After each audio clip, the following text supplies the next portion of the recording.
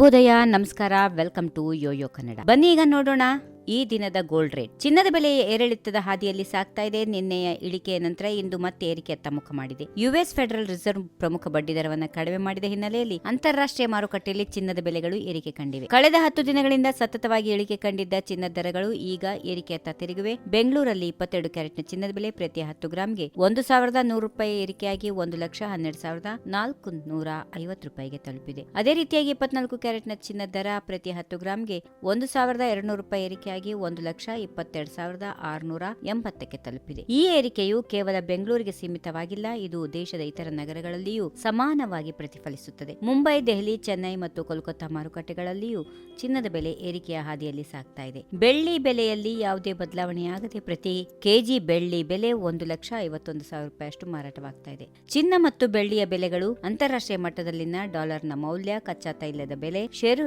ಮಾರುಕಟ್ಟೆಯ ಏರಿಳಿತ ಹಾಗೂ ಭೌಗೋಳಿಕ ರಾಜಕೀಯ ಬೆಳವಣಿಗೆಗಳು ಈ ಬೆಲೆಗಳ ಮೇಲೆ ಪ್ರಭಾವ ಬೀರುತ್ತವೆ. ತಿಳಿಸಿದ ಚಿನ್ನ ಮತ್ತು ಬೆಳ್ಳಿಯ ಬೆಲೆಗಳು ಮಾರುಕಟ್ಟೆ ಬೆಲೆಗಳಾಗಿವೆ. ಇವು ತೆರಿಗೆ, ಮೇಕಿಂಗ್ ಶುಲ್ಕ ಮೊದಲಾದ ಇತರ ವೆಚ್ಚಗಳನ್ನು ಒಳಗೊಂಡಿಲ್ಲ. ಇದರಿಂದ ರಾಜ್ಯದಿಂದ ರಾಜ್ಯಕ್ಕೆ ತೆರಿಗೆ ದರಗಳು ಬದಲಾಗುತ್ತವೆ. ಹೀಗಾಗಿ ಆಯಾ ರಾಜ್ಯಗಳಲ್ಲಿ ಚಿನ್ನ ಮತ್ತು ಬೆಳ್ಳಿ ಬೆಲೆಗಳಲ್ಲಿ ವ್ಯತ್ಯಾಸ ಇರುತ್ತದೆ.